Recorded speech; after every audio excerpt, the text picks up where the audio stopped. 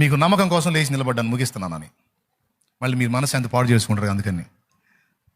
రెండవది అపరాధములను గుర్తు చేసి కృంగదీస్తాడు కదా వాడు.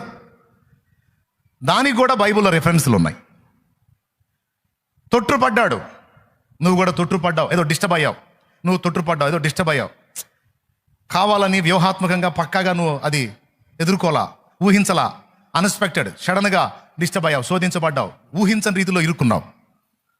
అక్కడ నీ వల్ల నోటి మాట ద్వారానో, క్రియ ద్వారానో, చూపు ద్వారానో, తలంపు ద్వారానో ఎక్కడో ఏదో పొరపాటు సంభవించింది. దాన్ని తీసుకుంటాడు వాడు. తీసుకొని ప్రార్థనలో నీకు నిశ్చయత లేకుండా చేస్తాడు. సో ఏది ఏమైనా, ఏది చూపించైనా మనల్ని చెడగొట్టడమే వాడి పని. అప్పుడు నువ్వు గుర్తుపెట్టుకో, నీకు బైబిల్లో నుంచి కొన్ని ఆధారాలు చూపిస్తా. దావీదు క్రమముగా ఉన్నప్పుడు దేవుడు దావీదు ప్రార్థన విన్నాడు. దావీదు తొట్టుపడ్డప్పుడు కూడా దావీదు ప్రార్థన దేవుడు విన్నాడని బైబిల్ చెప్తుంది. దేవునికి మహిమ. హల్లెలూయా. ఓడిపోయిన వారి దేవుడు అనే పుస్తకం చదివారా? స్టాల్లో ఉంటుంది, ఓడిపోయిన వారి దేవుడు అని. అది తర్వాత ప్రియమైన అమ్మకు అనేది ఒకటి. 2 సేవకుల కొరకు. ప్రియమైన అమ్మకు అనే పుస్తకం నేను రాసింది కాదు, చాలా మందికి తెలియదు. అది ఒక చిన్నపిల్ల రాసింది. అది ఒక ఆడపిల్ల, ఒక చిన్నపిల్ల రాసిన పుస్తకం. అది నాకు నచ్చి ప్రింట్ చేయించా. చాలామంది నేను రాశాను అనుకున్నారు, ఒక ఆడపిల్ల రాసింది యథార్థంగా. ఆ 3 పుస్తకాలు కూడా ఆ పిల్లే రాసింది. 2 నేను వాక్యం అందించినప్పుడు విని ఆ టాపిక్స్ రాసింది. ఇలాగ నేను వాక్యం చెప్పినప్పుడు అది తీసుకొని ఆ బుక్స్ రాసింది. ఆ 3 పుస్తకాలు 20 ఏళ్ల కంటే తక్కువ ప్రాయం ఉన్న ఒక చిన్నపిల్ల రాసింది. దేవునికి స్తోత్రం కలుగును గాక. నా రచనలు కాదయి, ఒక ఆడపిల్ల రచనలై. ఇప్పుడన్నా తీసుకొని చదవండి, ఇప్పుడు రోషం కలిగిద్ది మీకు. దేవునికి స్తోత్రం. ఓడిపోయిన వారి దేవుడు అనే పుస్తకంలో ఆ మ్యాటర్ ఉంటుంది. వాస్తవంగా దావీదు తొట్టుపడతాడు, డిస్టర్బ్ అవుతాడు, పొరపాటు పడతాడు, శాపం పొందుతాడు నాతాను ద్వారా, దేవుని శాపం. ఆ శాపాన్ని అనుభవిస్తున్న వేళ దావీదు ఒక ప్రార్థన చేస్తాడు. తన కుమారుడైన అబ్షాలోము దగ్గర అహీతోపేలు అనే వాడు ఉంటాడు. వాడు దావీదు మీద యుద్ధం చేసి దావీదును చంపేయమని దురాలోచనలు చెప్తా ఉంటాడు కొడుక్కి. నీ తండ్రి మీద తిరుగుబాటు చేయని, నీ తండ్రి నీ ప్రాణాలతో బ్రతకనియొద్దు, డేంజర్ ఆయన చంపేయని. ఈ ఆలోచన వాడు చెప్తున్నాడన్న సంగతి ఎవరికి తెలిసింది?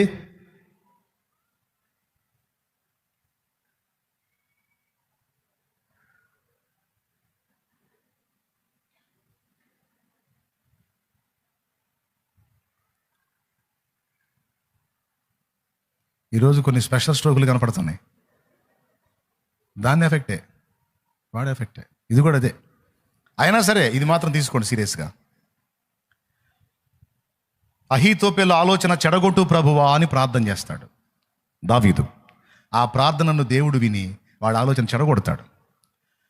వాస్తవంగా తొట్టు పడక ముందు చేసిన ప్రార్థన కాదు, డిస్టర్బ్ అయిన తర్వాత కూడా దావీదు చేసిన ఆ ప్రార్థన దేవుడు విన్నాడు. ఓకే, నువ్వు లైఫ్లో భంగపడవని గ్యారెంటీ ఏమి లేదు. నువ్వు జీవితాంతం అలాగే స్థిరంగా నిలబడతావని గ్యారెంటీ ఏమి లేదు. తొట్టుపడే ఘట్టాలు నీ జీవితంలో ఎదురవ్వచ్చు. కాకుండా ఉండటానికి జాగ్రత్త పడాలి, ఇరుక్కోకుండా ఉండటానికి పారిపోవటం నేర్చుకోవాలి, శోధనలు జరిగే ప్రదేశాలకు వెళ్లకుండా తప్పించుకు తిరగాలి. అయినా సరే ఎంత జాగ్రత్తగా ఉన్నా, ఎంత మెళకువగా ఉన్నా, ఎక్కడో చోట ఒకవేళ నీ జీవితంలో భంగపాటు ఎదురైతే దాన్ని ఆధారం చేసుకొని నీకు దేవుని ముందు మొహం చెల్లకుండా చేయడానికి సాతాను పదే పదే నిన్ను శోధిస్తాడు. అప్పుడు గుర్తుపెట్టుకోవాలి, నేను గెలుపులో ఉన్నప్పుడే కాదు, నేను ఓడిపోయిన స్థితిలో ఉన్నప్పుడు కూడా దేవుడు నా ప్రార్థన వింటాడు అని నిశ్చయిత నీకు ఉండాలి. దీనికి బైబిల్లో రుజువులు చూపిస్తా. టపి అంటే రెఫరెన్స్ చూపించను, రిఫరెన్స్ మీరు చూసుకోవటమే. ఇప్పుడు దావీదు చెప్పాను, అహీతోపేలు ఆలోచన చెడగొట్టవా ప్రభు అంటే ఆ చెడగొట్టాడు. సంసోను తేడా పడ్డాడు దెలీలా దగ్గర, అభిషేకం పోగొట్టుకున్నాడు. కానీ ఆ స్థితిలో ఉండి కూడా పడిపోయిన వారి మీద కృప చూపే దేవా, దయచేసి నా ప్రార్థన ఆలకించమని సంసోను అడిగినప్పుడు దేవుడు అతన్ని అసహించుకోలేదు.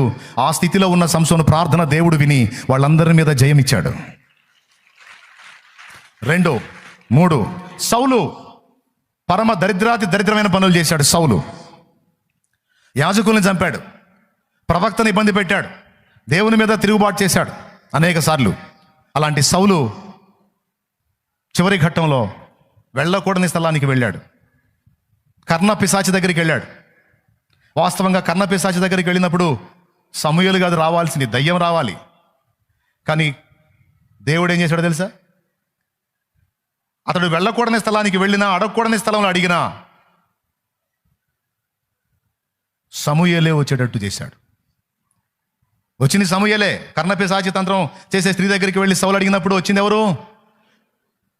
దుప్పటి కప్పుకున్న ముసలివాడు ఒకడు దేవతలలో నుండి పైకి వచ్చుట నేను చూచుచున్నానని వ్రాయబడి ఉంది. వచ్చినవాడు సమూయేలే. అయితే వచ్చి చెప్పిన వార్త శుభవార్త కాదు. యెహోవా నేను ఎడబాసి నీకు పగవాడు కాగా నన్ను పిలిచి నీకు ప్రయోజనం ఏముంది? ఫిలిస్తీన్ల మీద నీకు జయము కలగదు. రేపు ఈ టైం కల్లా నువ్వు నీ కుమారులు నాతో పాటు ఉంటారన్నాడు. అంటే మీకు చావు మూడింది అనే మాట చెప్పాడు. ఆ మాట అయినా సరే సమూయేలు ద్వారా అందేటట్టు దేవుడు చేశాడా లేదా? అది దేవుని మంచితనం. ఏమైనా అర్థమైందని చెప్పింది?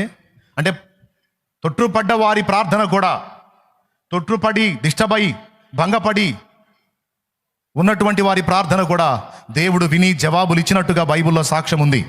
కాబట్టి సాతాను నిన్ను శోధించనీయొద్దు. డిస్టర్బ్ అయ్యావా, తొట్టుపడ్డావా, అట్లయితే పట్టకాడ కూర్చోవద్దు. పరిగెత్తు దేవుని పాదాల దగ్గరికి వెళ్ళి ఆయన కాళ్ళు పట్టుకొని పెనవేసుకొని కన్నీరు గార్చి దేవుణ్ణి అడిగి మళ్ళా నీ ప్రార్థన క్రమాన్ని నువ్వు కొనసాగించాల్సిందే. ఆయన నీ ప్రార్థన వింటాడు. ఈ మాటలను ఆధారం చేసుకొని తొట్టు పట్టడానికి ట్రై చేయొద్దు.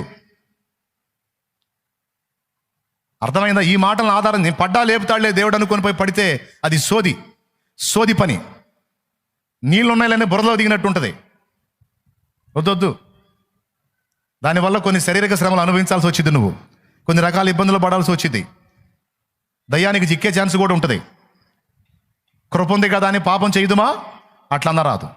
కానీ ఈ మాట నేను ఎందుకు చెప్పానంటే ఆల్రెడీ ఇప్పటికే కొంతమంది డిస్టర్బ్ అయి ఉండొచ్చు, సాతాను చేత శోధింపబడి తొట్టుపడి ఉండొచ్చు. వాళ్ళని లేవనెత్తడానికి ఈ మాటలు చెప్తున్నాను కానీ నిలబడ్డాడు పట్టానికి కాదు.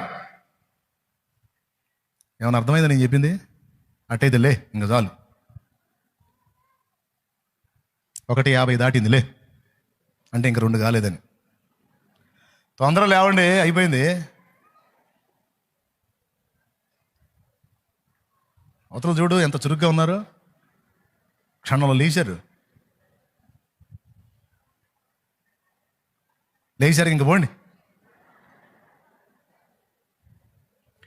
పడిపోయిన వారి మీద కూడా కృప చూపి తిరిగి నిలబెట్టుకున్న దేవుడు, వారి ప్రార్థన కూడా విని జవాబిచ్చిన నా తండ్రి.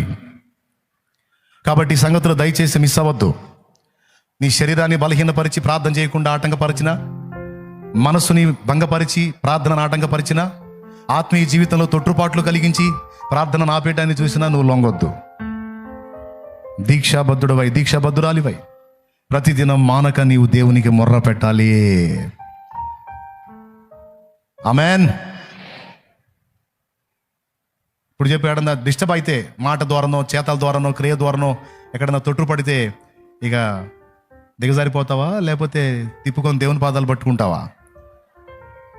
కొంతమంది అధిక నీతిమంతులు, మరి పడ్డావా అయిందేదో అయిపోయింది, ఇక రారా నాయన దేవుని దగ్గర కంటే తగనలే బ్రదర్, నేను ఎందుకు నేను అక్కడికి వచ్చి ఆయన అపవిత్రం చేయటం? ఓరి పరిశుద్ధుడా, అంత పరిశుద్ధి మరి ఎందుకు తిన్నావురా గడ్డి? తిన్నా వచ్చి ఆయన కాళ్ళు పట్టుకో, ఆయన రక్తంతో గడిగి శుద్ధీకరిస్తాడు, నిలబెడతాడు. వద్దులేరా ఇంకేం వచ్చేది లేరా అంటే పంది. అది ఏంటిది? అది ఇక అది పంది ఫిక్స్ అయిపోయింది. ఇంకా అది దానికి ఆ దరిద్రమే బాగుందన్నమాట. కానీ ఒరిజినల్ గొర్రె పిల్ల అనుకో, ఈ మాట అంది అందక మునిపే పరిగెత్తి ఆయన పాదాల దగ్గరికి వచ్చి, అయ్యో తండ్రి నన్ను కడుగు, ఈ దరిద్రం నా మీద వచ్చింది, ఈ మైల నన్ను అంటింది, ఈ పాపము నా నుండి జరిగింది, దేవా నాకు ఇష్టం లేదు, నన్ను కడుగు నీ రక్తముతో కడుగుమని గొర్రెపిల్ల దేవుని పాదాల దగ్గరికి వచ్చి పడిద్ది. కాబట్టి సరి చేసుకొని, ఏదన్నా లోటుపాట్లు ఉన్న దిద్దుకొని, దేవుని పాదాలు పట్టుకొని ప్రార్థించండి, పోరాడండి. ప్రార్థనను గురించి కొన్ని సంగతులు మళ్ళీ మనం స్పష్టంగా తెలుసుకుందాం. దేవుడు మనతో మాట్లాడినందుకు దేవునికి థ్యాంక్స్ చెప్దామా, కృతజ్ఞతలు చెప్దామా, మరి పట్టుదలగా ప్రార్థిద్దామా, సర్దుకుందామా? ఏమి ఇష్టం, నేను క్లియర్గా చెప్పా. రైట్, ప్రార్థన.